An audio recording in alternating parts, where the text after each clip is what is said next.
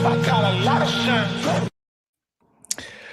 Welcome to episode 536 of Fourth and Jawn. I'm Gail Saunders here with Evan Hollywood Hearn, Mr. Prime, aka Luciano, aka Lucky, and Tim Kincaid in the building. We are the 11 and 5 Fourth and Jawn podcast. For all you naysayers out there and all you Josh Allen MVP lovers and the McDermott lovers and haters of the Tush Push Nation, we beat y'all. And you still have not beaten the Eagles. And I'll say it again with my chest. I didn't think you all were beating us when I said it in the last pod. But those last 8 seconds, though, it's kind of the story of the Philadelphia Eagles in terms of they make you work for it as a fan. I know Prime was telling me he had a great time with his family watching the game. I think I had the weirdest experience of the season watching the game on the couch. I think it was a pretty wild ride for me. I was just like, I'm looking at the weather, I'm looking at the cold, I'm looking at the rain, and looking what they're dealing with, and I'm like, I'm sitting here warm on the couch. But for all you people that didn't like the way that the Eagles won, I really think you should. If you've never been in a game and played in the snow, the rain, the mud, the cold, you should also sit down. Just enjoy the W, because I think going into a place where they haven't lost more than twice in the last 2 years. It's like 3 losses in Buffalo over the last 3 years. So winning against a playoff caliber team, a team that NFL pundits have all told us that they're a Super Bowl contender, right? So beating a Super Bowl contender in the home at home on their own field in those conditions, and winning the turnover battle is a big deal. Ev, how big of a deal is this win to you? I mean, were you fired up after this one? I was I was fired up midway through the game, and then I was reaching for, I needed a cigarette after the end of that one. I mean, that was tough, dude. I will say though, listen, however you want to slice it, however you want to make talk about how the Eagles offense, how they didn't complete a single pass in the second half, all that stuff. The bottom line is the Bills are a legitimate Super Bowl contender this year. And we made Josh Allen absolutely crash out. I mean, I get that we've had offensive struggles. I think that those numbers of Jalen being 0-7, 0-8, whatever it is in the second half, I think that's a skewed number anyway. I think if you go and look at each of those throws, there really wasn't many places to go to. It included a ball going right through Devontae Smith's hands. I think that on paper, that second half for Jalen Hurts looks worse than it was. I will say the quick 3 and outs, that definitely wasn't helping our defense at all. But god damn, if this Vic Fangio defense isn't what's saving our entire season, dude, this defense is on another level. I mean, this is you got Jalen Hunt, who is coming into his own right now. That one sack, or what, he's stacking for like 20 yards or something like that, was absolutely insane. Cooper DeJean, he's playing out of his mind recently. The other exciting white, he was absolutely laying the wood last night. That defense was reminiscent of the Eagles defense in the Super Bowl that we just won. What I remember about that Eagles defense versus Patrick Mahomes is they swarmed them. It was like you hit a hornet's nest with a baseball bat, and then you just got swarmed. And that's exactly what happened last night. Josh Allen was getting swarmed. There was nowhere he could go with the ball. He was running out of time every single time he had the ball in his hands. This Eagles team, it's not pretty, but god damn it, they're a contender. They can do it. They could pull off. The way I'm looking at it, I was like, they beat the Rams this year. They beat the Bills. Like, these are all teams that people are penciling in could be going to the Super Bowl. Well, we beat them. So until the fat lady sings, this season is not over, boys. Let's go all the way to February. Yeah, I mean, listen, it was Williams got the best comment in here so far. I mean, those boys were cracking yesterday. They got so hyped up, seeing the way they were putting the hitting on the offense on Josh Allen, causing him to he wasn't there. Like he definitely didn't look like an MVP yesterday, and they pretty much took it from him. The game plan was just great. It was a great time. Just sitting back, relax. Shout out to the family. I got to enjoy the game with my wife and the kids. And I gotta say, it's like what Gail was saying earlier. It just felt good, seeing that weather. I think I had text Gail like 5 minutes into the game. Like, what a good call on our behalf to not go to this game, because seeing that rain the way it was coming down. I mean, myself, Gail, Evan, we could relate with being in that type of weather. I think if you guys recall when we were in New England, they're in Buffalo. We were we were in Buffalo, but the rain is worse than snow. You know what I mean? Especially when that thing is coming down on y'all. If y'all can recall New England on how we were getting wet from that beam that we were sitting under. The awning doesn't go all the way to the last row. It just dumps all onto the last row. Right. So it was just like glad that we didn't get to, have to deal with that yesterday. But yeah, bro, it was an exciting game to watch. I gotta sit here and tell you, I just wasn't expecting it to go that way. I did not see that defense holding it down like that. Like they were going to hold it down, but not like that. And it was just like, even though Ev, I know you mentioned the whole 3 and outs wasn't helping, but I was so confident and so like in my feelings that okay, all right, offense didn't do anything. Let's go. Bring the defense back out. I want to see these boys, put some hits on more people. I'm all for it. And it was just, that's what made the game so exciting yesterday. So, I mean, shout out to that defense. Shout out to Vic Fangio for putting the game plan that he did yesterday. It was just they showed his reaction in the booth so many times, and it was good to see. Seeing that man just jump up and praise his defense was real cool. But yeah, man, I mean, the naysayers are going to go ahead and hate regardless on how we won that game.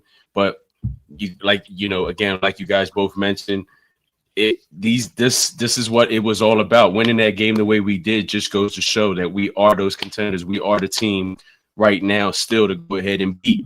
You know what I mean? We are the defending champions. So, if you want it, come and get it. All right. We're not going to just hand it to you. You got to come and get it. So that's just where I stand right now with my team. No doubt. I got to say one thing, bro. Sports Illustrated, I need y'all to do a better job. So today, the Sports Illustrated headlines was, I trust Josh Allen with the ball in his hands, and I would do it all over again. Okay. Day goes by. A couple hours go by, whatever. Then they come with a different one. Jalen Hurts struggled against the Bills on Sunday. So that's what we're doing? This is your king? Is this your king? And shout out to the defense, bro. They was with the bullshit. They was ready. I listen. The way that Josh Allen got hit by JC, we took James Cook's physical card. Shout out to Marcus Epps. He was with it. I mean, the way he hit Epps, and Epps did the Epps hit James, and James flew did a damn somersault, and they were physical. And guess what, guys? Guess what? And I'm gonna say this again, and I think I can speak for all of us. Defense wins what? Championships. I'm gonna say it again.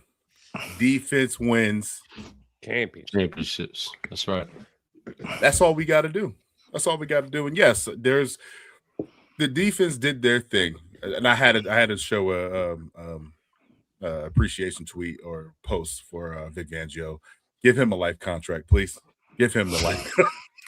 He said he's got family in the area. He wants to retire here. Lifetime Achievement Award. Please, yes, a recipient. I don't care. Short hair, don't care. I need it. I need Vic Fangio to stay because he has got this defense humming. And one thing that I had a little worrisome going into this Buffalo game was no Nakobe Dean, and that young bull from Jersey. Jahai Campbell showed his ass off, and he had a play where it swung the momentum of the game, and it was with that fumble, and then he like went and grabbed the ball from the lineman. It felt like we were bullying, like the defense was bullying their offense all game. You know, they even had to do trick plays when they had to come to getting yards. You know what I'm saying? Yeah. So I just say this, man, is this defense they with it, and they're hungry. They know what it is, and like what Ev said, that defense reminded me of the Super Bowl defense, but the offense, bro. There's a meme going around with Jalen Carter carrying Covey, and it's defense on his chest, and then Covey sitting on his arm, on his shoulder, and it's Covey with the offense. Like y'all being carried, man. Like this needs to get better, man. This needs to get better, bro. You're talking about a team that was physical. You talked about everyone's talking about the physicality. I think in these type of situations, the weather, nobody wants to get hit. And we talk about playoff football being physical. I thought our guys showed that physicality early and often. Like you said, the Epps hit, the Reed Blankenship, Cooper DeJean, Jalen Carter, you name it, everybody was all over the place. I think just showing that kind of grit, that felt like a playoff game to me. And speaking to Ev's point about the stats with Jalen in the second half, if I actually went back and watched almost every play like 3 or 4 times in the second half just to see, all right, what was the issue? A lot of lack of execution in blocks. Cam Jurgens was getting blown up. Yeah, that was missing some blocks there. Our backs on multiple first downs were hit with 5 yards in the back. Saquon got out of one. Some of the plays, you could take one whole series away, us being down by the goal line, and then Jalen Hurts, there's a free blitzer, he gets out of the way and doesn't get a safety, and that whole series was a wash. But in general, you look at that Devontae Smith catch that they looked like a call, that looked like a catch, and I could say a lot of Eagle fans thought the same thing in terms of the referees. Again, we're not gonna hate the refs. It's not gonna be a hate the ref show episode, but it's the hate the ref episode. Yeah, because, it's not. It might not be a hate the ref. It may not be a hate the ref episide, but I'm hating the refs right now, bro. Because we never have a hate the ref episode, but yeah, make it make sense when you see OPI with the dude is doing a stiff arm. And then he catches the ball over my son. Okay. And then you see AJ Brown with one arm behind his back trying to catch a ball. And they're very egregious. Just call it the same way. That's all I ask. Yeah. Right. Speaking of stats, I saw one right before I came on here, going back to just Josh Allen and the praise that he gets. Not saying that he's not a great NFL QB, but a little stat I saw right before I jumped on here. How about Jalen Hurts has more Super Bowl MVPs than Josh Allen has wins against Jalen Hurts? I gotta be honest with you though, Evan. Like it really doesn't bother me. Like I go into work. I'm gonna use my work as an example. I go into work every day, and it's the Josh Allen talk. It's the Purdy talk. It's the Dak Prescott talk. Like everybody is, I'm okay with it. I'm okay with the fact that they're not praising my quarterback, because we know what our quarterback is capable of doing. Our quarterback is capable of winning the big games. Our quarterback. I think there was a meme yesterday that I thought was pretty cool. If you guys might have saw it, where the Buffalo Bill or the Bison, whatever, was laid on the table, and Jalen Hurts went flying, like getting ready to go ahead and body splash it on the table. Anyway, it was just like it was the perfect thing to go off, because that's just enough for him to get through these games. Like he does enough. Like all right, his stats right now, 13 for 27, 110 yards. But, you know, I mean, I go back to what he told my man on the Chiefs. Like, sorry, Gail, but shut the fuck up. We won the game. You know what I mean? Like, seriously, we won the game. And that's been his MO all season. And he needs to stick with it. He does enough to go ahead and win the games. And they want to keep on praising Allen. They want to keep on praising Bird. You watch that. If you guys watched that game last night, today I dealt with a San Francisco 49er fan. Like, oh, watch out. We coming for you. We getting that number one spot. Okay, no problem. But if you're really going to go ahead and praise off of that game yesterday, there was no defense in that game. Right. Come and see us. All right. And sorry, Tim, if sis is watching, come and see us. All right. And you're not going to get 42 goddamn points. All right. Like, that was crazy. There was just no defense on that game. So they want to go ahead and praise these other quarterbacks the way they do. That's fine and dandy, bro. But we all know what Jalen is capable of doing. He's doing it enough. And look, man, we got his back. Just keep on doing. Just keep on winning this game. And it is what it is. And like you said, man, you got a Super Bowl MVP. Does Josh Allen have that? No. Does Purdy have that? No. Did Dak Prescott has one of those? No. I mean, the man has the Walter Payton of the Year award. Okay. Congratulations. I do have one stat that is a gripe that I got to get off my chest right now. So at the beginning of the season, there was a quote. I get everybody, was feeling great before the season starts, all that. Nolan Smith was puffing his chest out, bro. Puffing it out. I'm going to get 10, 12. How many sacks? BG joined us mid-season as a retired man, and he has as many sacks as Nolan Smith does this season. I'm just saying. I know that Nolan Smith, he caught fire last year. He was a huge part of us contributing in the playoffs. Need you to catch fire again, man. Because we're talking first round pick here. He's been missing. So you need a little more Nolan. I need a little bit more Nolan, man. I need a little bit more from you. If you're gonna be puffing your chest out and you're gonna be predicting your stats, you can't have as many as a guy that was collecting retirement checks. I'm sorry.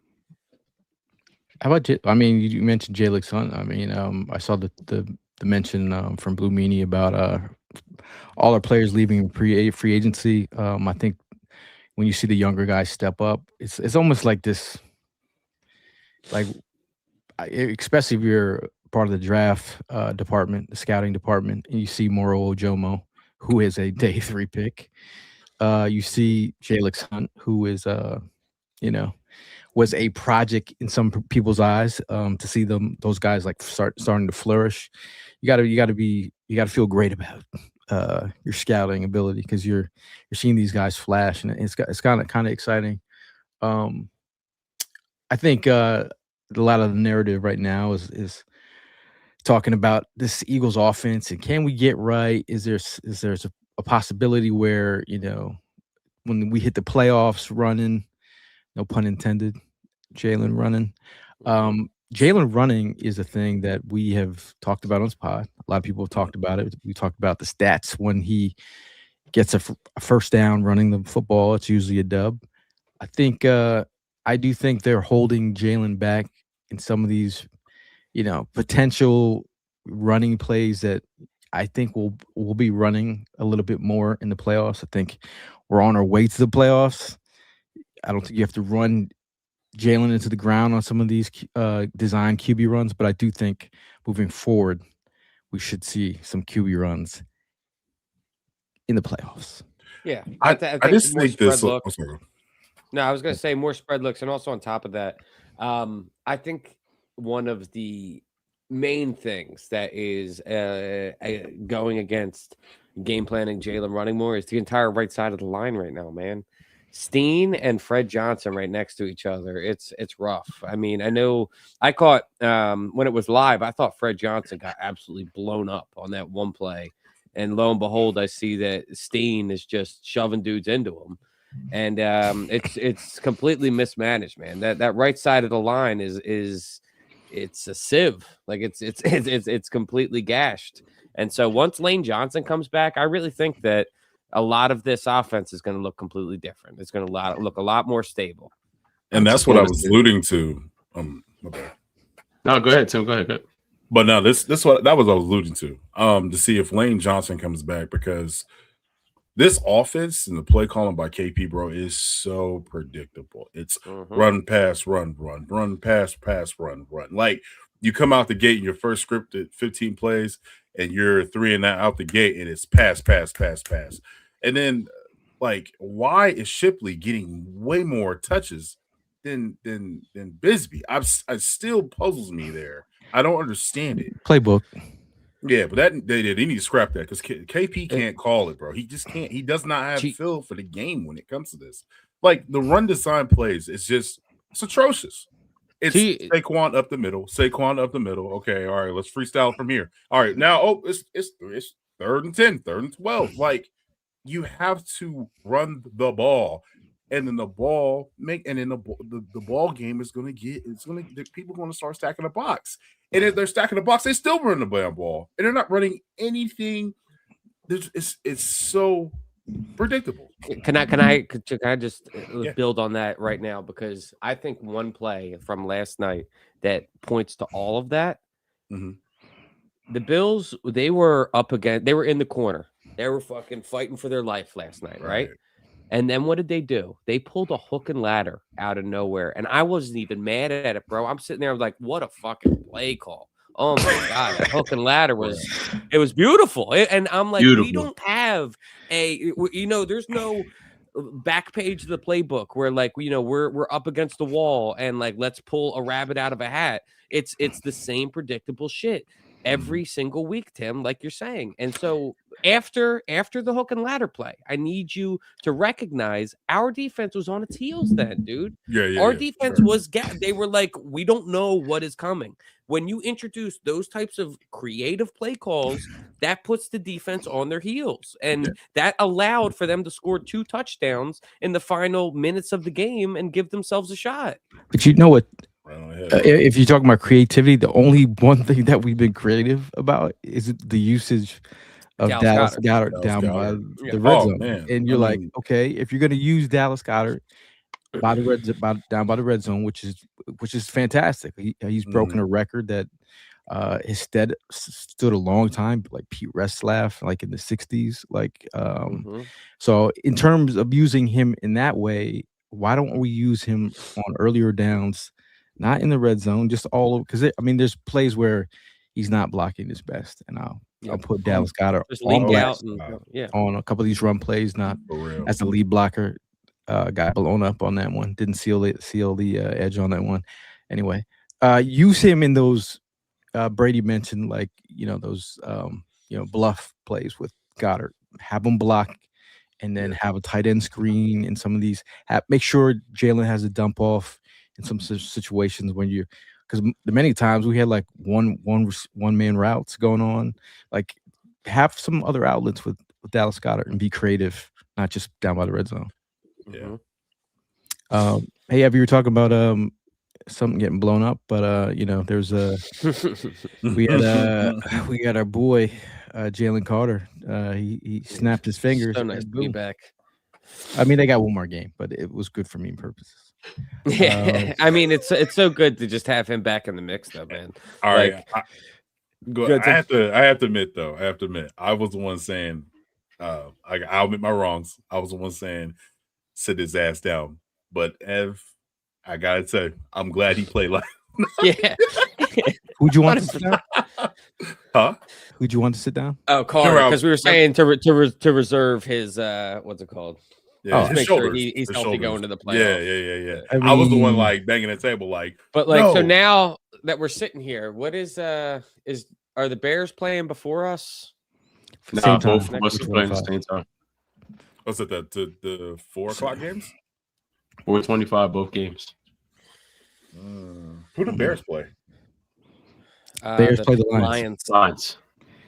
Bears play the Lions. Who are they officially eliminated yet? The Lions? Lions are officially eliminated. Yep. I've been watching Lions content for the last 2 hours, and they are in a world of emotion. So they're torn between do the Lions play their starters? Do they have something to play for? I think Dan Campbell, watching him facilitate a senior bowl practice, I would doubt that he let his players just sit on some of this. I mean, like, Dude, if you're sitting there, build some if you're momentum. sitting there at 500, it's not like you're sitting there fighting for the number one overall pick. You've got an opportunity to play spoiler against one of your division rivals. Exactly. Spoil their shit. Exactly. Like, and then we're talking. And you're right. we're talking about the same coach that goes fourth down on pretty much every goddamn opportunity he gets. So there's no way. I just don't see it. I really think he's going to go into this game with his starters and it's play spoiler, and that's what we need. We need him to play spoiler against the Bears. So what I mean, I'm a Lions fan this week. Yeah, bite kneecaps, baby, bite kneecaps. I think we're all Lions fans tonight. I mean, this week. But again, just thinking like the league, it's been super competitive down the end of the road, as you might say. I think the Bears losing last night was great. So this leads us into the other conversation we had a couple weeks ago. 2 weeks ago, we talked about the 2 seed. If the Birds win both final games to close out the year, they could move past Chicago. If the Bears lost both their last 2 games, the Bears lose to 49ers, and now it's just the Lions do the cleanup.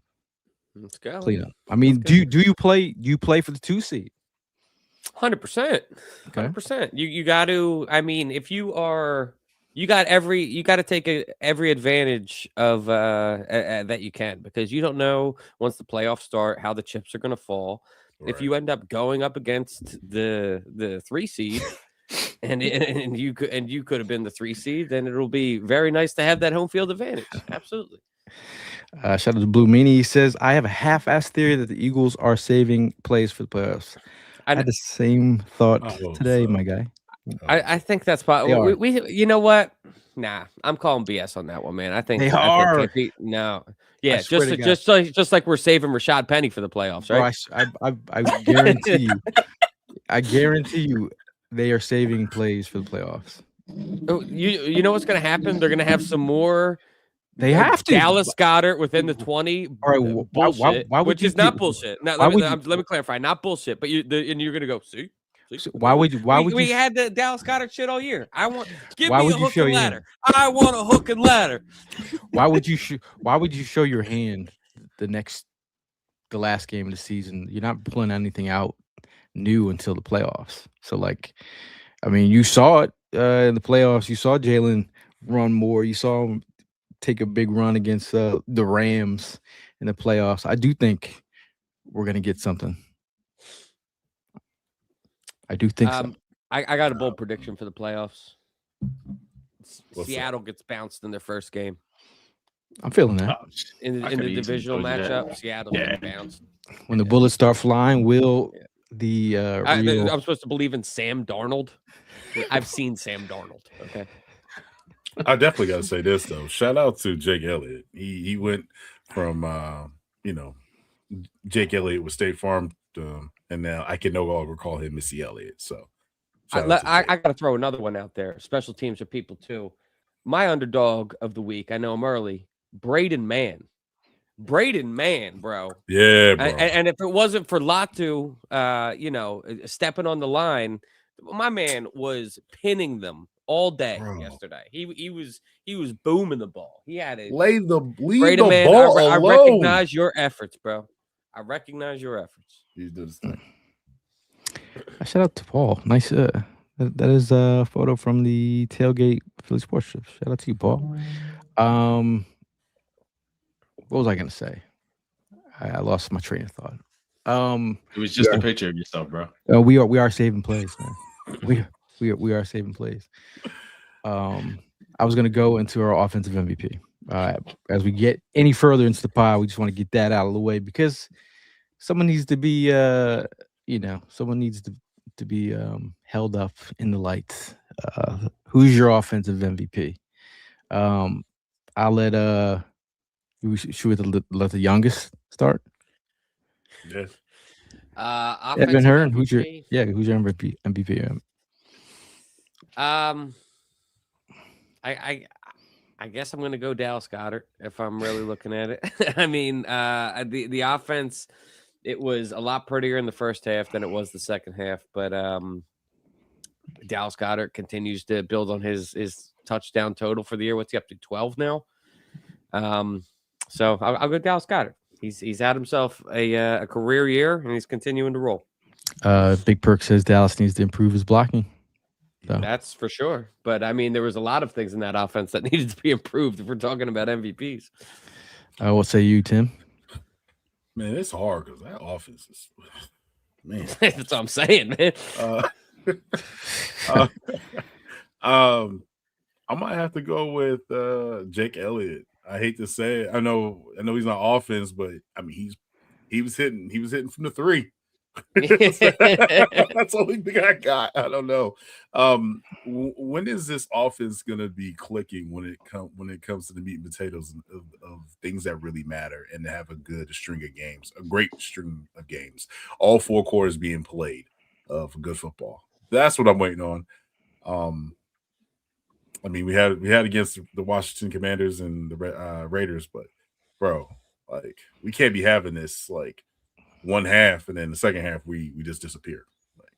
We'll go with you, Prime.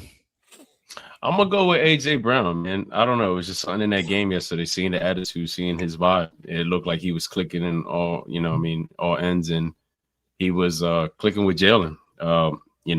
He seemed like he was really into the game, and you see him communicating a whole lot more with the players. I think there was one point where one of the defensive players did something or said something to AJ Brown, and then Saquon stepped in like my little brother defending the big brother, and AJ actually went up to Saquon and was like, gave him a dap and like, thanks for having my back. Like, I don't know. It was just, I was catching all those little things yesterday with AJ, and it just seemed like I was telling Autumn, I'm like, I don't know. Whatever happened in the beginning of the season, it looks like hopefully it's behind them, because these boys are clicking these past few weeks, and that's what I saw yesterday as well. And I just hope it leads all the way into the Super Bowl, playoff run, Super Bowl, everything, man, because it's finally fixed at the right time. Now you were talking about AJ Brown. There was a play where on the sideline when AJ got hit, when Jalen got hit, the first person to defend him was AJ Brown. Mm-hmm. I was like, well, look at who is here. So I'm feeling good about their relationship. I think what was put out there, made them squash it in a way. But my MVP, I'm going to go with Jalen. I think his first half. I mean, if you go back and watch the throws, there was a couple throws that he had, whether it was AJ's one-handed attempt at a catch, that was a dime. That was a perfect dot he threw. That reminiscent of the Commanders game, the Chargers game. Like, he's been throwing some balls that were just, there's one he threw to the right side of the field. He split some defenders. There's one he threw to Smitty that was real nice. And it's just his ability to get out of, our offensive lineman falling at his feet. I just felt like he managed. And the one thing that we had a Lions fan in here last preview pod. Bills fan. A Bills fan. And he was talking about, just not that I'm pouring on, but I was saying the biggest difference between Jalen and Josh Allen is going to give you that turnover. I said he was going to get a strip sack. Mm-hmm. He got a strip sack. I said it was Jalen Phillips. It was reported as a strip sack, but Josh Allen's going to give you that fumble. And the biggest difference between Jalen, he's not going to get the turnovers. And in that kind of weather, to not have any turnovers and protect the football, I mean, look at their record when they don't turn the ball over. We win games. We're 8-0. Can I be honest about what made me happiest yesterday? It was seeing Josh Allen in full tantrum mode, bro. It was seeing all the crash outs of Josh Allen that Josh Allen, like, I'm not going to sit here and diminish what the man has done. Like he's a legitimate top 5 quarterback in this league. There's nobody is going to make the argument that he's not. He's a legit quarterback in this league, and to have him throwing fits the way he was, you were completely in his head. You were completely under his skin, and that's exactly how I want to see our opposing quarterback acting. It was awesome. When he went full Wentzian on the when he rolled back and he got sacked. I was like, dude, what are you doing? Even his coach was like in the press box, like, what are you doing? Yeah. So that was nice to see. Also the play that Devontae Smith, again, he's had a couple drops in the last couple games. Obviously, it was wet out there, but 3 minutes and 29 seconds. Devontae Smith, if he catches that ball,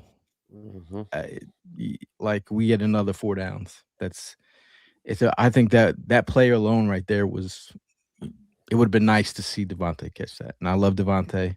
I'm sure he wants that one back, but you got to catch that one. I mean, even if they overturned that other ball that he caught, which he did catch. Yeah, that was a catch, bro. That was wild. I think that changes the momentum. I think those plays really definitely affected us. But I mean, getting a win in that situation, man. Yeah. Let's get to the defensive MVP. I think we're gonna be all over the place with this one. Who's your defensive MVP? We'll go with you, Prime, first. I'm gonna go with Zach Bone, bro. I think I texted y'all to let y'all know that boy was just all over the place, man. I'm sorry.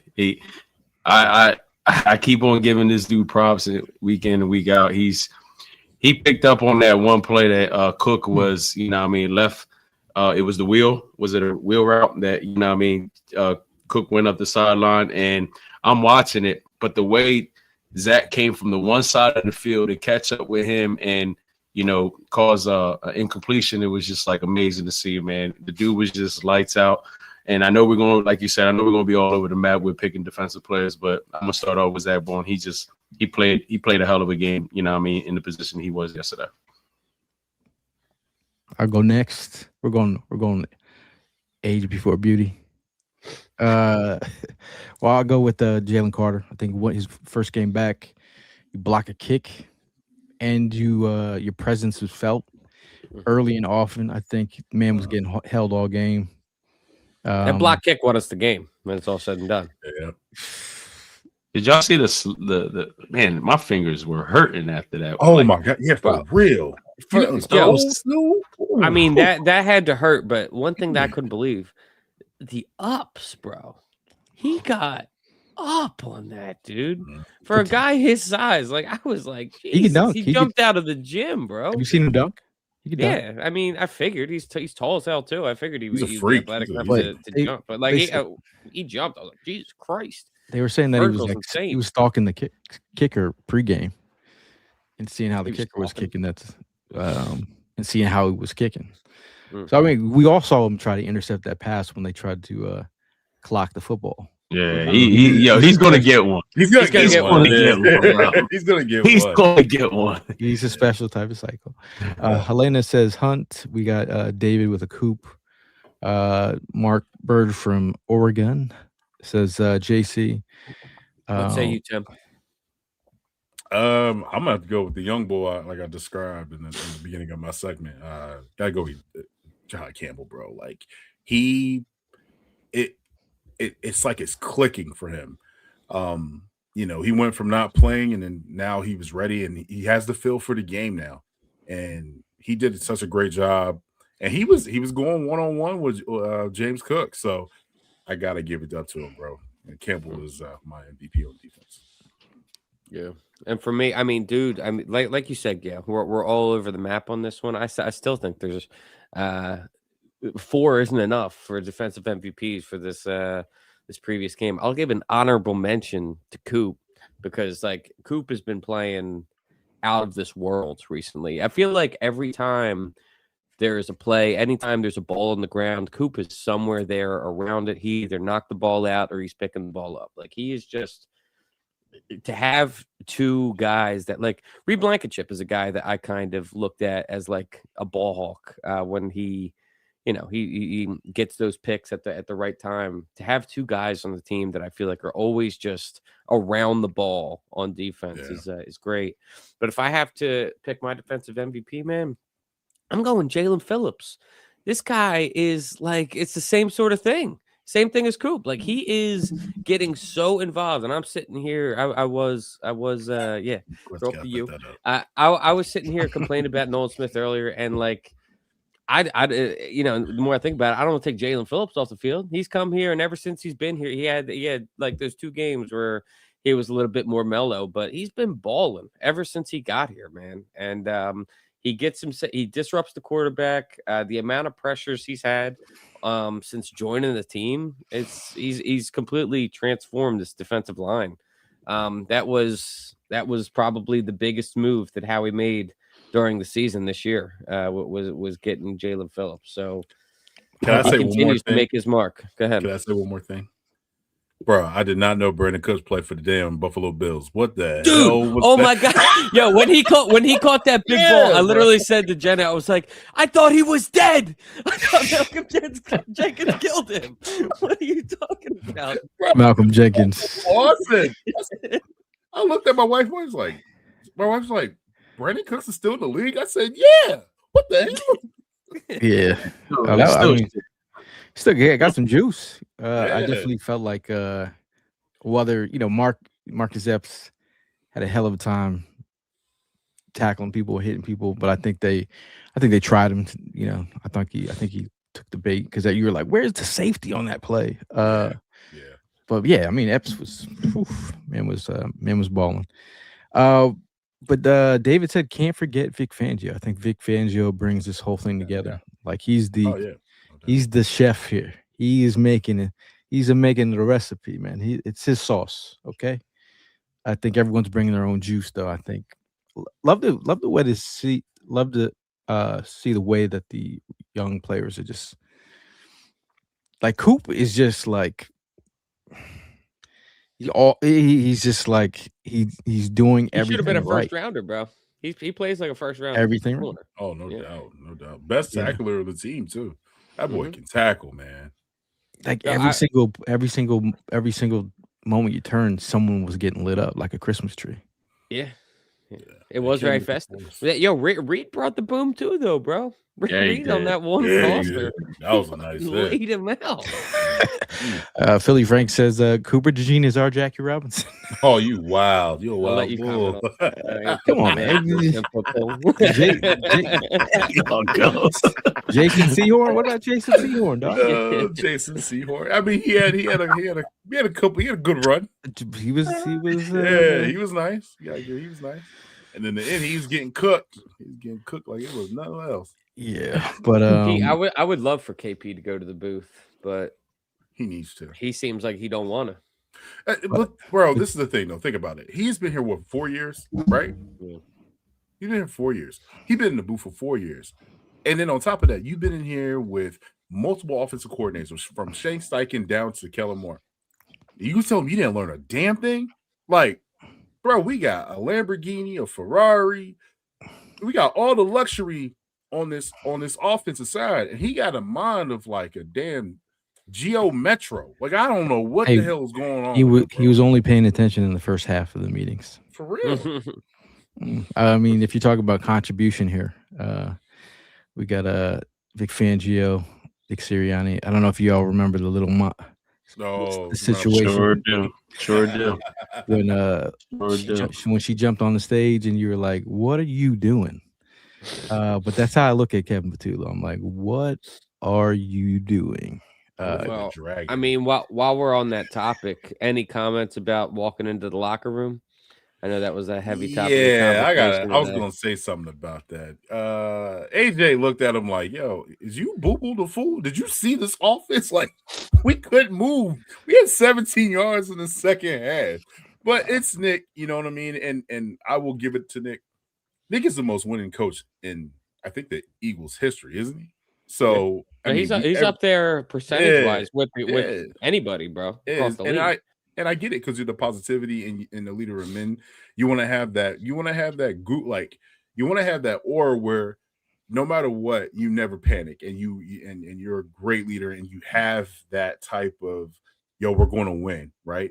But sometimes I just think Nick just be like, Nick be ready to pop off the shit no matter what. It don't matter. You know what I'm saying? He went into the damn hallway saying, I'm not hearing anything now. I was like, oh boy, here we go. Then I saw AJ Brown look over at him like, Yeah. could you please? But last but not least, but our underdog, your underdog performance. I'll start this one. Marcus Epps, man. I like it. Marcus Epps lit a fire for the non-believers. You talk about Makuba being the guy that got injured thanks to Barstool Sports. I'm still mad about that. But Epps has just stepped right in and filled right in, and he looks like he looks like he belongs. And the way that when you I'm not gonna say it's the equivalent to Cooper DeJean throwing down Evans' favorite running back in Baltimore. But when you take the leading rusher in the NFL and you put him on his head and you make him question about getting up again, that is like you set the tone. This is number one rushing offense in the league, and you sent that man into the ground, pile driver. Like he was like, what happened? So I think he set the tone early. Let's go with Tim. My underdog performance. You took mine. I might have to give it back to the man, your stepson. I might have to give it to Covey. He catches the ball, and he's always doing a smart thing. So I have to give it to Covey. Covey's my underdog guy.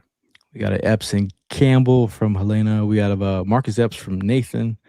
Philly Frank says, man is the underdog player of the week. You could swing that one right over to me because that's where I'm going. I'm with you, Philly Frank. God. I think listen, man, it's not often that you can give an award to a punter. So you got to take advantage of the opportunities while they're there.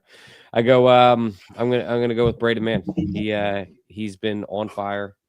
And I think that having him, dude, I'm telling you, Flatu just doesn't touch that ball. Like it was he had it completely pinned, dude. And that wasn't the only play all year. I mean, not all game. We were pinned pretty deep in our own zone a couple times, and then he had some booming balls to completely flip the field. I think that made a huge difference. It gave our defense some more space. You know what? I'm also going to throw an underdog performance to Sean McDermott. Very poor, scoring and time management in that game. If you think back to when they had an opportunity, they were all the way down in the third quarter, and they decided not to kick a field goal, and they got stuffed on fourth down thanks to our Lord and Savior Vic Fangio.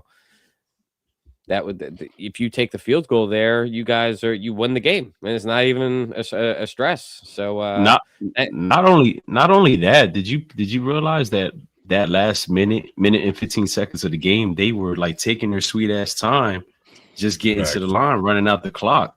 I mean, like that put like the pressure on them to go ahead and force the plays that they did. And I mean, like Josh Allen missing this guy Shakir in that open play yesterday. Like it was forced. I mean, like he had to rush it. He rushed that play. So like, it wasn't. I did peep that. I did peep that play on when they decided to go for it instead of kicking the field goal. I said the same thing. And then I go back to the man. You picking man as the player underdog. Definitely. I mean, I was going to start off with that, but I kind of figured you were going to take that one. Because you are the special teams lover. But I'm gonna give it to Ajomo, man. Ajomo. I think Ajomo ended up playing a great game. He definitely played a factor in that defense, when it was really going full throttle in that first half. He ended up with one sack, but the pressure that was just coming, from him was outstanding yesterday as well. And again, he played a big factor in the defense, playing the way they did. But yeah, look, again, special teams was just clutch yesterday. Jake Elliott hitting the 2 field goals. You know what I mean? People reached out to me like, yo, did you go have a talk with him? Like, yo, I mean, hey, listen, I had to talk with my man. Obviously, he got his shit together. But man, that dude, that punt, he was. I think he averaged about 57 yards every point he in that had weather yesterday. too. And that weather is crazy. In that weather, Yeah. weather was just like nuts. You think But, you think Randall Cunningham called him before the game? Free I was pissed when Luda when at first I thought it was Ringo because I mean just like I have my TV in front of me right now, this is how it was last night watching the game with the kids and my wife. And bro, the excitement in that place, especially when the first fumble, I mean, I scared the people that were sitting next to me because I jumped up, get the damn ball. Like it was crazy. Like the lady next to me jumped out of her seat. And I was like, yo, I was just overexcited on that one. And then especially when man punted that ball and it landed and it spinned right there before it actually went in. I was like, yo, what a perfect kick. But man, for you all the youngins out there, Randall Cunningham actually had a 91-yard punt in that stadium. I mean, talk about legendary stuff. There's also that play that you see him to Fred Barnett where Bruce Smith is behind him and he like ducks and it's a Houdini move. And then there's a lot of good history in that stadium for us. So for sure. But shout out to Underdog. Football season is in full swing, and Underdog is the best place to get in on all the action. Playing on Underdog is easy. Just pick whether your favorite players will go higher or lower on stats like rushing yards, receptions, touchdowns, and more. Get your picks right, and you can win up to 5,000 times your cash. Thinking about our next opponent, that would be the Commanders. Some higher or lowers. Let's see. Saquon Barkley over 100, higher or lower? Lower. AJ Brown 100 yards receiving. Lower. Okay. Snaps more than 30 for Tanner McKee. More. That's a good one. Yeah. That's a good one. That is a good one. If you go sacks by our defense, higher or lower than 5? Lower. Josh Johnson. Higher. I say higher. Higher. Josh Johnson. I know he's gonna throw an interception. I know Tank Bisbee will get a touchdown. Lock that in. The Tank Bixby fan club has been started by Tim Kincaid. Call him. Want to be a part of it. Smitty higher or lower than 70 to get to 1,000 yards. Higher. He needs 40 to get it, right? 40. I thought you needed 46. Okay, 46. I'll go higher. He'll get I it. Still say higher than 70 then. He'll get it. Did AJ get it? AJ got his. He's at 1,003. I wonder if they got a bonus for that. Yeah. Oh yeah. You know everybody get it in their contract.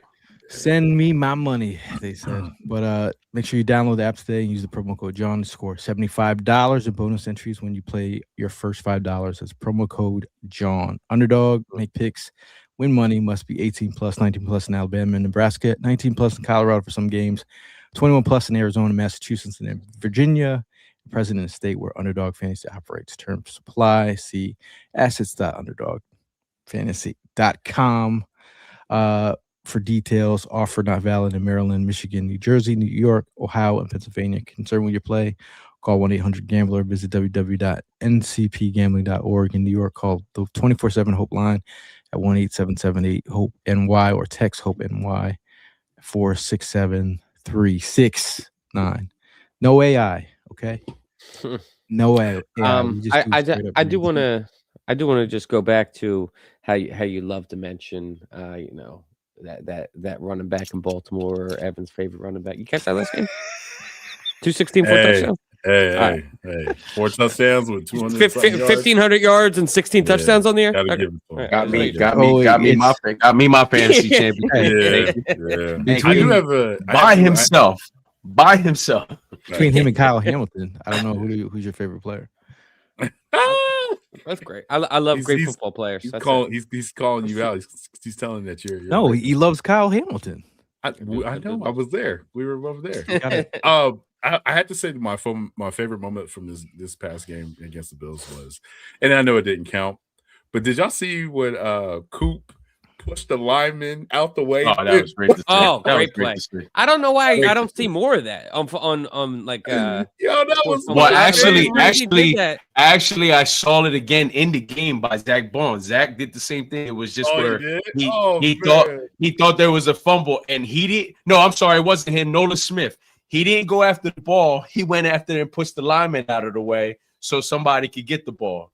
But he was already declared down. Yeah. That was funny. Yeah, that was good. Philly Frank trying to incite a riot in the comments. Donovan sucks. Yo, come on, B. Randall was very average, dog. Come on, B.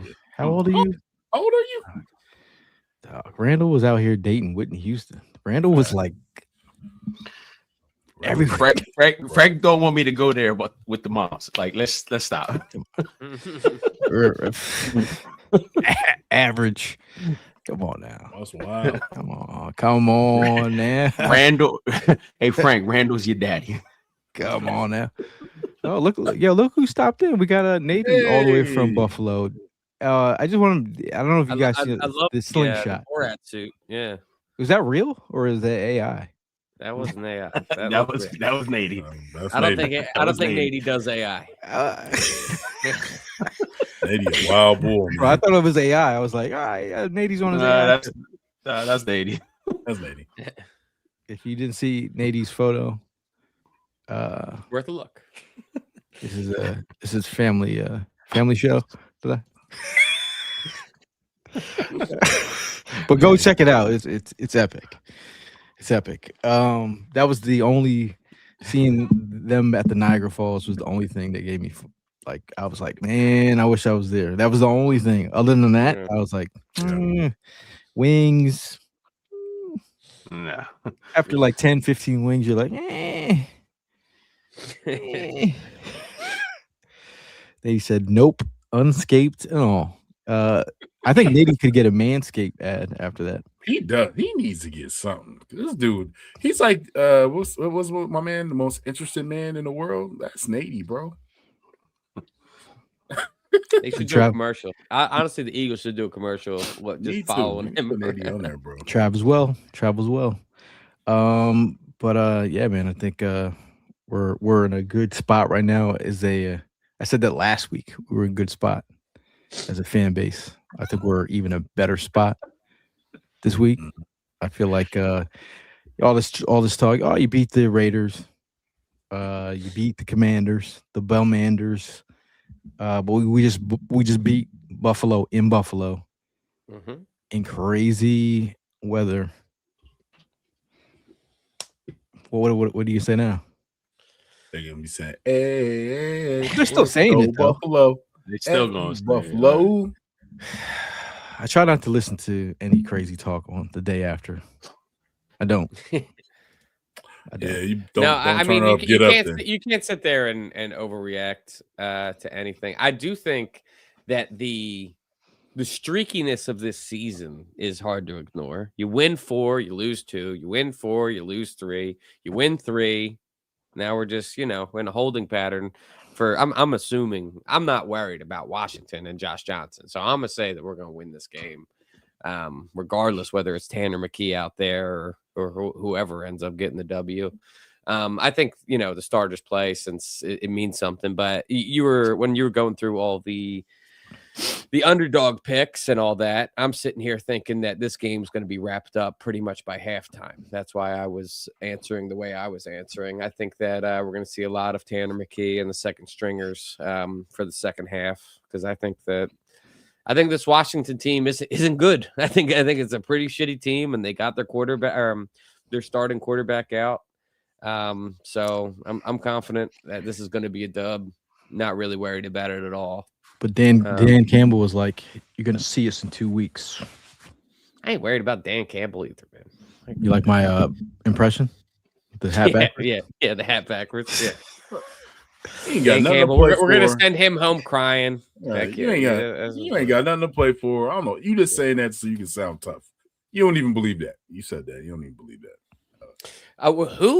What team do you think, like, this has been kind of a crazy year across the league? Because I'm sitting here looking at, a former Eagles coach. He went through something similar to what we went through in 2023 in the Colts, dude. Shane Steichen, that team collapsed. They were number one in the conference, in the AFC midway through the year. They ain't even making the playoffs now. Well, obviously, and I get that Daniel Jones going down. Okay, I was saying.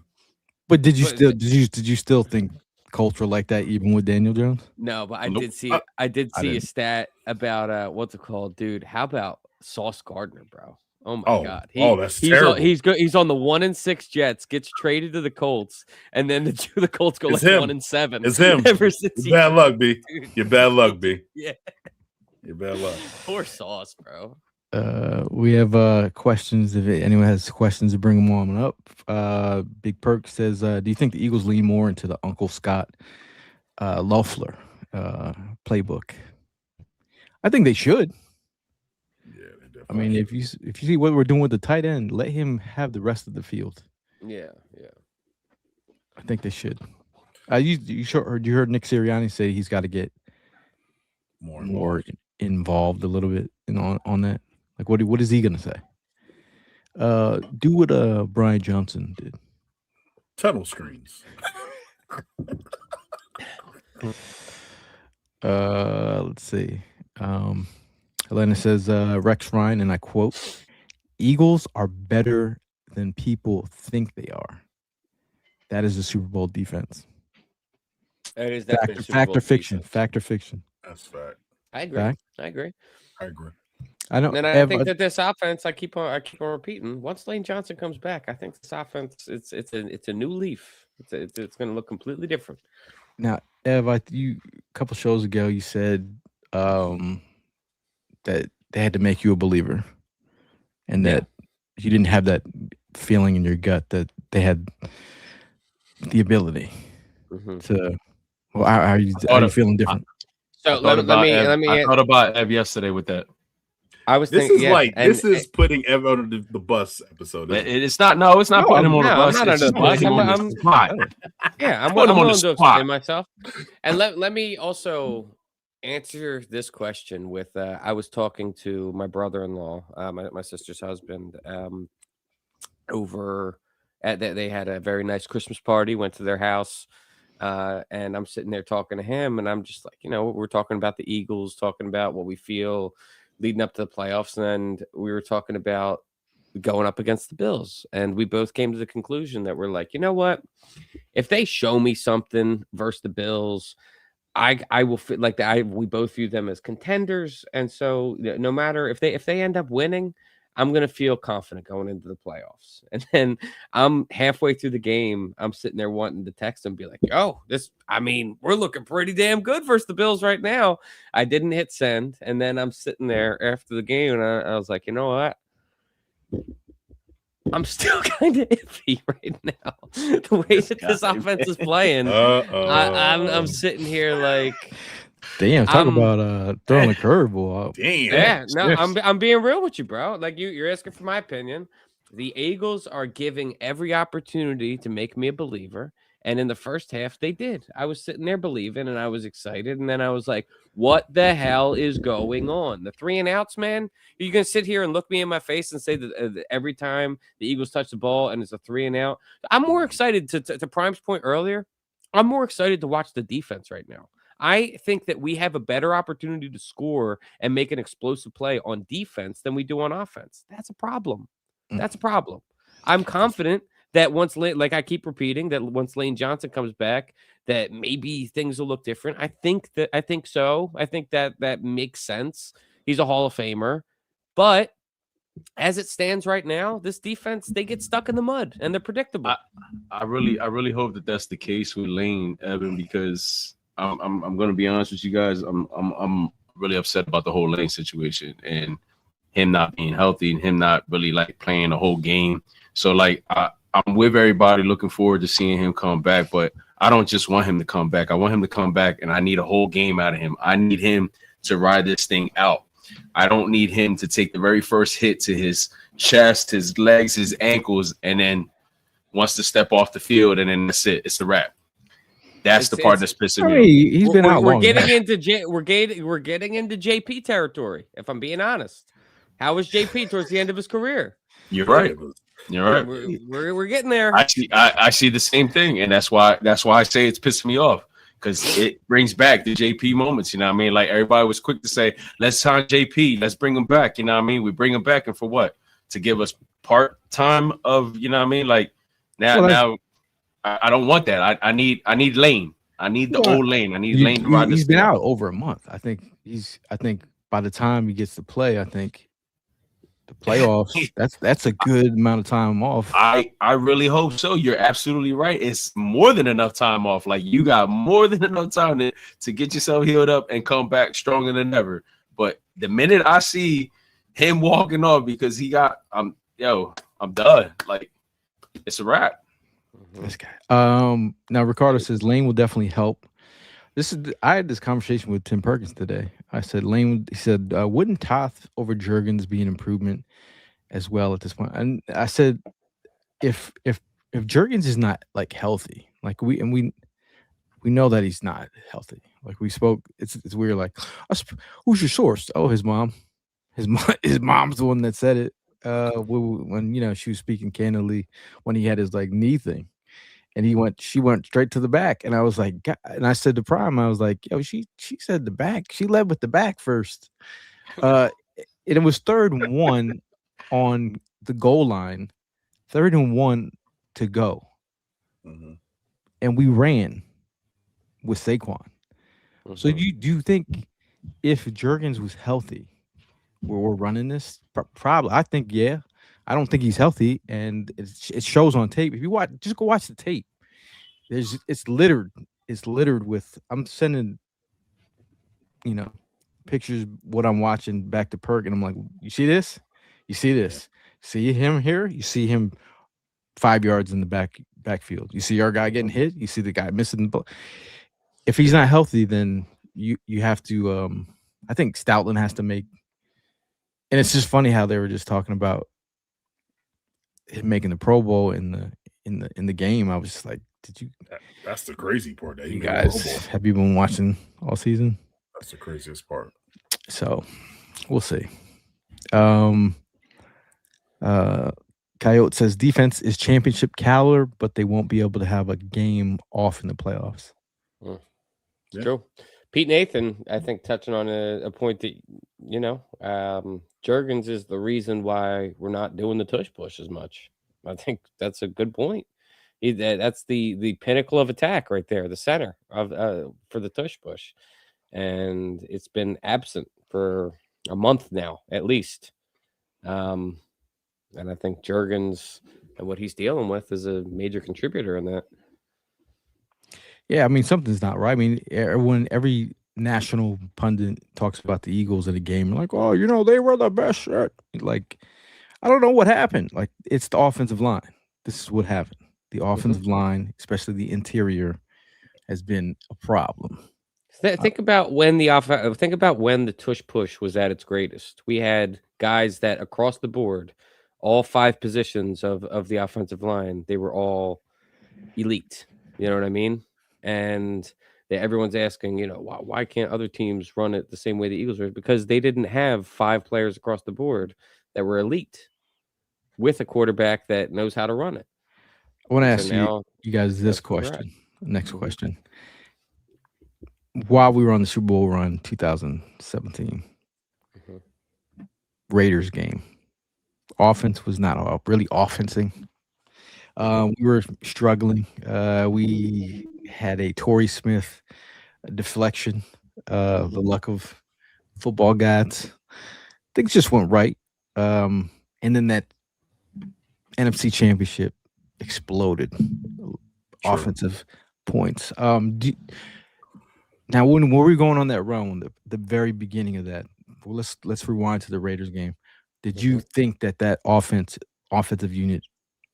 And this is something I'm speaking of what Nick Foles had mentioned about how they added elements into their offense. because they were trying new things. And do you think the Eagles offense has a rise like that into the playoffs? Let me answer right now, because I'm thinking about how the offensive play calling versus Minnesota versus the Raiders. We got creative. What was the thing that we've been saying for weeks, for months now, that like we need that creativity out of KP. I talked about earlier how I'm blown away for that they pulled the hook and ladder out at the perfect moment. What's one of the most memorable plays of that NFC Championship game? It's the flea flicker to Torrey Smith. Like, they got creative. That was the difference. They knew that their backs were up against the wall. They're playing with a backup quarterback. You have to pull a rabbit out of a hat and do something unconventional. That, to me, that's the difference. So I feel that he has that in the hat. I'm really trying to stay positive about this whole situation. I know KP's getting killed by all of us, but I really feel he has that rabbit in the hat. So yes, I'm gonna say yes to your question. I say yes. That, you know, I mean, it's going to get elevated to the next level. We're getting to where we need to get to that point. And when it's time, yeah, I think, you know, I mean, the goose will be loose. Have you said yes, or you were still on the fence? If yes to what was the question? Do you think that we have that kind of resurgence like the 2017 team going on the beginning of that run and then becoming more creative in the playoffs? Listen, I can't look at just the fact that I was sitting there questioning our ability versus the Raiders, and then we struck gold versus the Vikings, and say that because I feel not confident now that should make me therefore confident in the playoffs. So it's a no. So that's a no. That's a no. So you're Randy. It's a no. It's going to be a no for me, dog. It's going to be a no for me. What about you, Tim? I think I got a simple solution to this whole thing. Remember in 2017 while we won? We won because we had Doug Peterson. Go get him. Go get him. Get the fuck out of here. Go get him. We need somebody else in this damn offense. So you were just talking about earlier about how Nick Sirianni is one of the most winningest coaches in NFL history, percentage-wise. And now, right before the playoffs come, we're going to go have an ego battle between two Eagles Super Bowl winning coaches. All right, again, when you're talking, when you spoke, you talked about having an opinion, and you said, "This is my opinion. This is my opinion. This is my opinion." Go talk to Doug about as a consultant, as making adjustments during the playoffs. He's been there. He's done that. This offense isn't moving. This is the same thing we went through with the Raiders. Nick Foles couldn't hit a fat girl with a beach ball that day. So you're going to have, you got it. And you even said it, pull the rabbit out the hat. Why not bring a familiar face back in the building, have a conversation, and say, hey, what do you think we should do in this situation? Should we implement some new things in this offense? It's not moving. You got somebody that's been there and done that.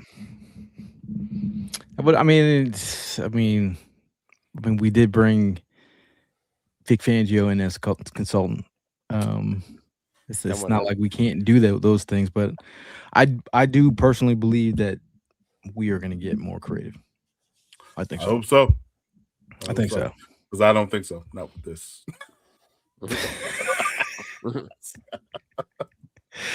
What if they called Nick Foles like, hey? Oh, I'm down with that too. I'm down with that. Have you been watching this podcast? A brain, yeah, bro. I've seen clips of it. Yeah, he's the reason why I said KP needs to go back to the booth. No, for sure, I'm with that. He needs to go back to the booth. You gotta get a fresh pair of hands on this, because this and Evan, you. But bro, but I also said, but I mean, as much as I'm talking about KP getting creative and stuff, go watch the film. It has not some of the things of like players getting blown up on blocking. True. Yeah. And the Dallas Goddard's and the Calcaterra run block, the interior getting blown up. That has nothing to do with KP. But I also think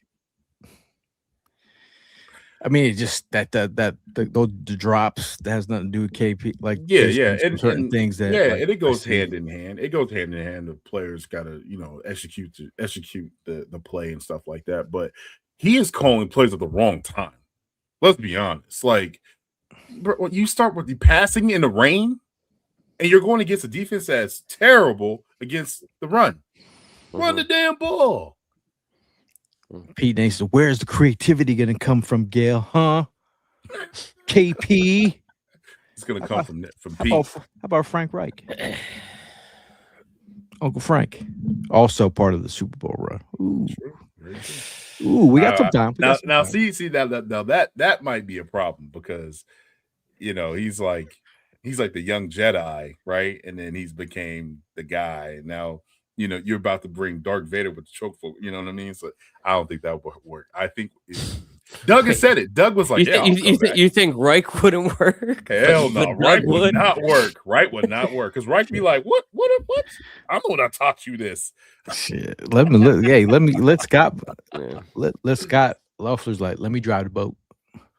Hey, I'm cool with that too. What if you gave him like a couple series? That would be interesting. Oh, I think he's way more creative than KP. I feel like KP got this business because his man's is Nick, and there's that. You know what I'm saying? That's how I feel. He's like, yo, I gotta hook my boy up. I gotta get him promoted. But they're not. To me, it's switching like anything over as a like.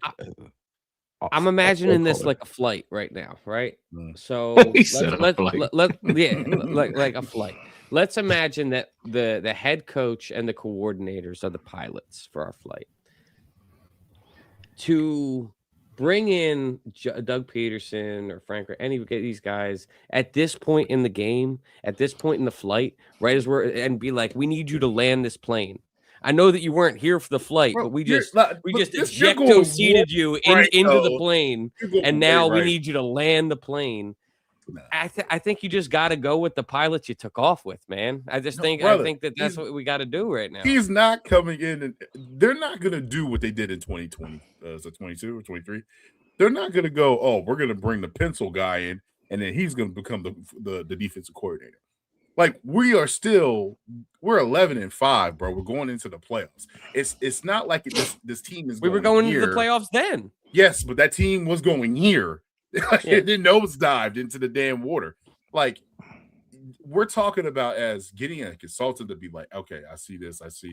Maybe you should try this. But that's more. We're not saying, oh yeah, you pick up the plays. So Fangio was called in for he was on a 2-week contract before the Super Bowl. They brought him in to dial up, bring it, defensive plays headed in to the Chiefs Eagles Super Bowl game. So I mean, 2-week contract. We'll see for someone. I say no, because he needs a fly stewardess. He said no.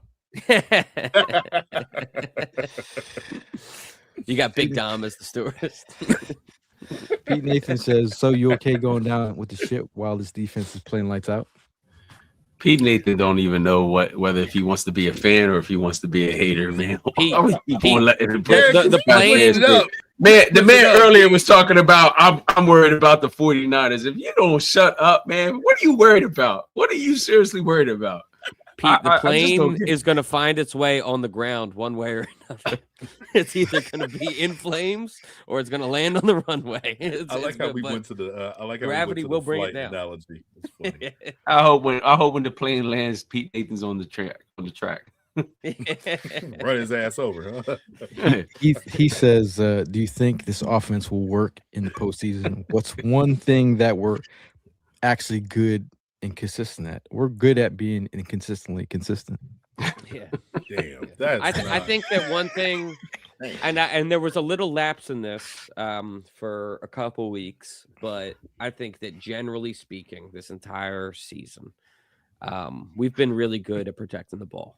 I think that's one thing that's definitely. Oh, look at you, positive F. I like this version. Hey man, I'm being real. All I do is I come on here and I give you my honest opinion, and you might not like it, but that's what I think. In a relationship, sometimes your significant other will ask you, "How'd I look in this?" Ev will be like, "Well, it's that.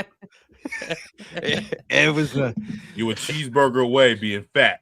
You better. I'm asking Ev. Hey, I ain't. I'm in an abusive relationship with the Eagles. I'm not fucking dating them, bro. I'm gonna say one thing that we're actually good and consistent at.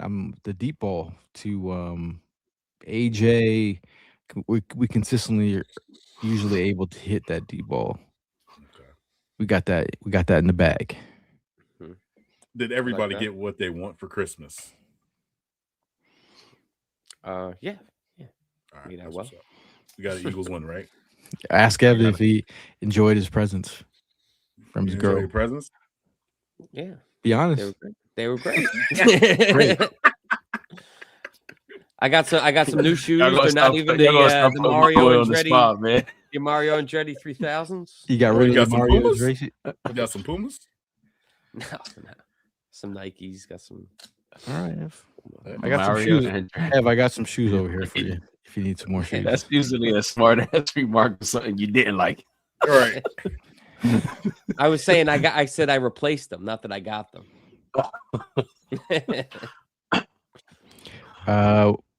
Let's see. It says we've had these conversations for the last couple of years. I think they've earned the right for us as a fan base to trust them. We're getting another one, fellas. Happy New Year, my guys, and go Birds. Look at Ant bringing the positive energy. Right. Like, hey, shout out to Ant. I haven't seen Ant. And listen, I'm not gonna sit. Sorry to cut you off, Tim. What were you saying? Oh no, you're good. You're good. I was just gonna say that I'm not gonna sit here and act like once we get in the playoffs, I'm not gonna be anything can happen. You know what I mean? Well, yeah, of course. Like anything, it's a week to week league, and if you win that first playoff game, obviously you're gonna be more confident going into the next one for sure. And then you guys can sit here and talk. I told you. I feel like you're the I want Grinch. that to happen, bro. I want to win a Super Bowl. Don't get it. You're the Grinch. You're the Grinch. No, but my thing is sometimes people don't understand is like you have to get to the dance, and anything can happen when you get in the dance. That's the thing. Like if you look at some of these, there's players like getting injured, like and it's changing the trajectory of like how some of these teams are playing. Like the Packers aren't the same Packers as they were like 4 weeks ago, 3 weeks ago, and there's other teams that have, like the 49ers, they could get Fred Warner back. Like there's a lot of moving parts in the playoffs, and I just think you just need to get a playoffs at home. We've seen the Eagles do some great things at home. I think that's our best bet. But before we get out of here, want to get our say it with our chest. It's some interesting ones the last couple of weeks. But what is your say it with your chest, Ev? Say it with my chest. I really got. I had myself. All right, you know what? I'll say it with my chest. I think it's something everybody can relate to. How does time speed up when you're on like an extended break? Because I was very fortunate. My company gives us off between Christmas and New Year's Day every year, and then I had some extra PTO days, so I made it extra long for myself. And dude, if time off doesn't fly by, bro, like what happens where you just get put in a time warp anytime you have an extended time off? That's because that usually happens when you have those days off and you're doing something fun and interesting to keep you busy where you're at work and you don't want to do this shit. I mean, even though you're doing this shit to pay the bills and everything, but you really don't want to do this shit. You'd rather be at home, playing some PS5 or watching a good movie or, catching up with some Stranger Things and stuff like, stuff like that. Like, that's how time. Listen, when you sit there and you watch a whole season of whatever it is, we're talking about 6-7 hours right there that you're usually sitting at your desk doing shit right there, right. So that's why I caught myself the other day like literally watching a whole season to catch up in Stranger Things, and I'm like, shit, I literally sat here for almost 6.5 hours. Damn, there goes my day. Yeah. Did you enjoy it at least? I loved it. I loved it. Hell yeah, man. If you guys didn't watch Stranger Things, man, I'm a big fan. I haven't seen the new season yet. Frank calls you a dork.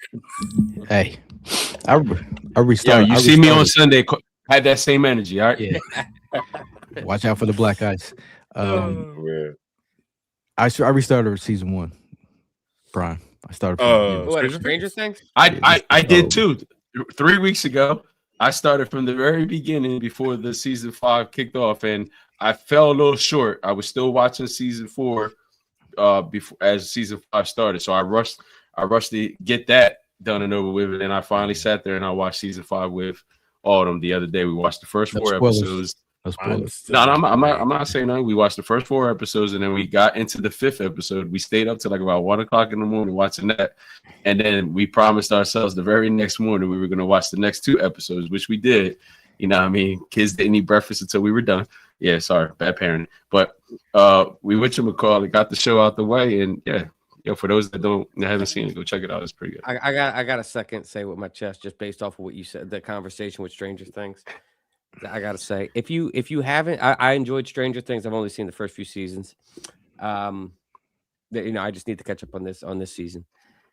Prime, I'm telling you, and I know I'm going to lose a lot of people when I say that it's originally in German. Watch Dark. The first season there's a lot of similarities between Stranger Things and that, but it's a completely different story, dude. Right hand to God, it is the best ending to a TV show I've ever watched. They tied it up so perfectly. The whole show is phenomenal. Highly, highly, highly recommend Dark if you enjoyed Stranger. It's on Netflix. It's on Netflix. Yep. You can watch it either in German or there's a version that they dubbed over it, which I'm not gonna lie, I loved it. I think I'll enjoy the dub version. I don't feel like reading. I read too slow, and I'm gonna miss all the visuals that are going on. So I'll just put all with the dub. Dark. But very. I'll watch it. Oh, Dad says. I agree with Daz. It's one of my favorite. It's a top 3 show of mine of all time. Wow. Yeah, I can't do that, bro. I can't do that because my daughter loves Stranger Things. So we got Daz. My daughter watched that. Daz and Helena says Dark. The story is incredible. Landman is pretty good too. Watching season 2 right now. Just seen Sinners with my wife. That was good. Yeah, she liked certain parts, but then had nightmares. So Landman. But Landman is on what? Netflix? Landman is on Paramount, which is now with We're not watching Paramount. Okay. Wednesday. Hey, Wednesday. The show Wednesday is getting kind of wonky too, though. I like Wednesday. It's getting kind of wonky. Oh, okay. All right. Tim, what you say with your chest? I don't really have a say on my chest. I guess. Is it rude? Is it rude, or like if you wear it on your face that you get a gift you don't like it? You just I'll be doing that a white elephant all the time, bro. Take mine. Okay. I don't know. I almost got stuck with a fondue set, bro. Bro, when am I gonna fondue? Listen, I got cologne, right? And the white elephant gift. And then I was like, cool, I got you know what I'm saying? I got the nice cologne. It was some I think it was a Gucci. And you tell they got it from Sam's Club or Costco. They sell it. They sell for a good price. So I'm like, all right, cool. Mm-hmm. And then there's this young bull. He gets a bear, like the bear claws for how you shred chicken. Yeah, shredded pork and all that. Yeah, get shredded pork and stuff like this, and then like a little set. So I was all happy about the damn. I was happy about the damn Gucci, and then he got me, and I was like, got robbed. Yeah. So you ended up with the bear claws? I ended up with the fucking bear claws. Sorry, excuse my language. Bear claws. Bear claws. Primo, what's your say with your chest?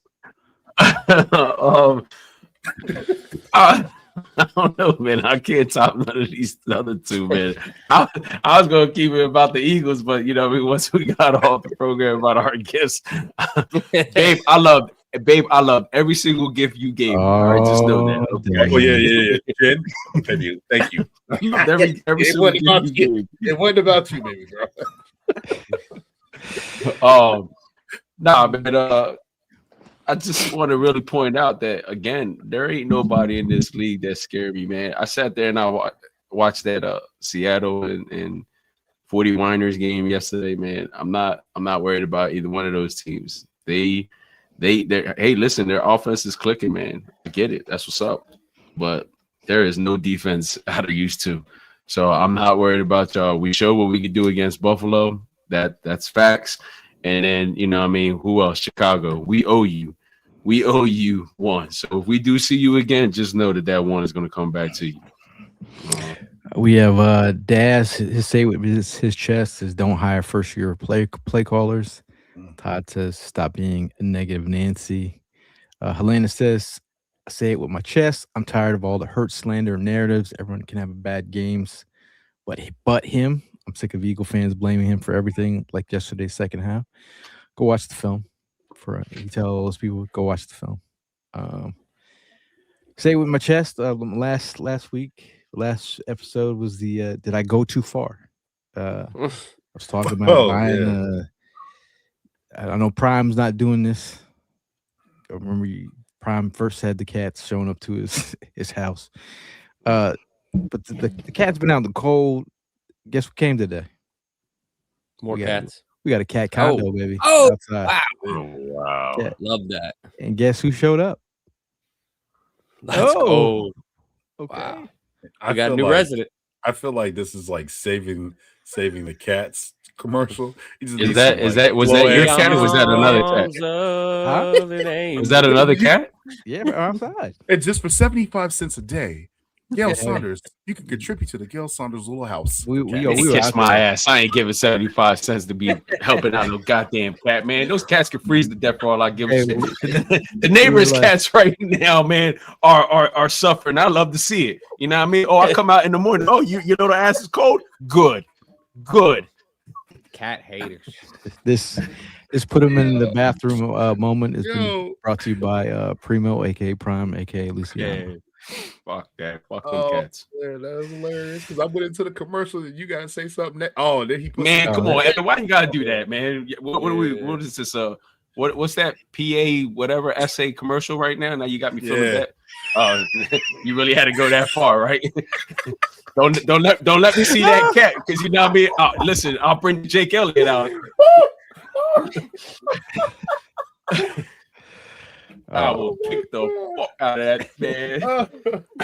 Now we have a. I ain't gonna lie. They cute. It was her birthday yesterday. Be nice. Happy birthday. Well, happy birthday. Better not be your last. Damn, my bad. That's my bad. Oh my god, I'm over here crying.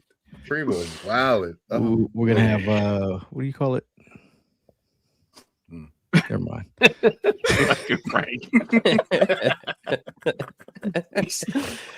But anyway, shout out to everybody in the comments. We appreciate you guys sticking around. Make sure you show love to Bud Light for holding us down all these years at the tailgate. Shout out to Recover 180. Hopefully you're recovering like the Bills aren't recovering. But also shout out to Sfellies for holding down the tailgate and Evans cheesesteak making skills. Not the skills, but the tools. Okay, the tools. Shout out to Crooked T for holding down the tailgate. Not only a player, but a sponsor. Also, shout out to Lowski Entertainment, bringing the entertainment in the vibe. Also, shout out to what was that about? Franchello's. Franchello's, man, the pizza is amazing. If you need to go to Jersey, because they're in Jersey. If you live in the South Jersey area, make sure you get some Franchello's. Okay. Mm-hmm. Okay. Told y'all, man, we gotta make that trip. Well, I mean, everybody's off, right? Jersey. Everyone's off. Yeah, until we catch a plane. I'll get on the plane and come back home. But again, thank you for everybody in the comments. We appreciate you guys for holding down the fort. And the laughs and the banter has been amazing. All you people who listen on the road, we appreciate you guys as well. But we'll start with our last word. Tim, last word. Hey, last game of the season. Up on us. We're playing home, right? Is this a home game?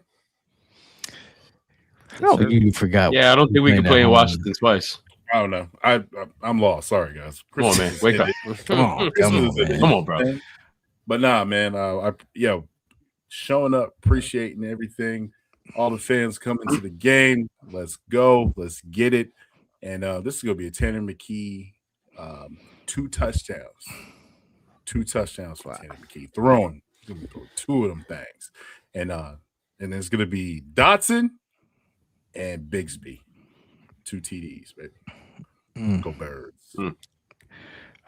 Primo, last word. Yeah, hope everybody had a nice holiday spending it with your loved ones. I'm definitely grateful for the good time that I had with my family. Hey, listen, the time is now. We got 1 game left, and then it starts getting serious. It's a whole brand new ball game. And like I said earlier in the show, man, if you want this championship, come and get it. Come and get it, because we ready to go ahead and defend it. Be safe out there. You know what I mean? Happy New Year's to you guys. I'm so looking forward to 26 to get here. You know what I mean? 2025 has been good, but bad at the same time. So, you know what I mean? I want to just hurry up and get it over with and then get into the new year, start with a bang. And I think it starts with, with this playoff run and getting another ring. So let's go. Go Birds. Did you go straight John Cena? Time is now. Time is now. You can't see me. I'm going to go straight Reggie Miller, and I'm going to go Bears are going to choke, bro. Going for the Lions. Big Lions fan this week. We're taking that 2 seed, and then the Eagles are going to make me have egg on my face in the playoffs, and we're all going to be like, see, Evan, you idiot. I'm going to be like, ha ha, we got another Super Bowl ring. You know what I mean? That's how things are going to play out. Hope everybody has a happy new year. Excited to see everybody for the last tailgate of the season. Hopefully we get a couple tailgates in the playoffs. Let's go Birds. Shout out to everyone. Hopefully you got a great time with your family. Hopefully New Year's is even better. I think bringing the new year with some positive vibes. Hopefully you got some positive juice from this podcast. I'm feeling good. Eagle fans should like to see the progression of some of these wins that we've gotten. We've shown that we can win in different ways. We can block kicks for wins. We could, we can force MVP QBs to miss. We could do it all, baby. Defense wins championships. I think they're holding us down right now, but I think the fans all over the country and all over the world are holding us down more than you know. We appreciate you guys. We'll see you guys in the next one. And as always, fly. Eagles. Fly. Primo like Cats up. Big time.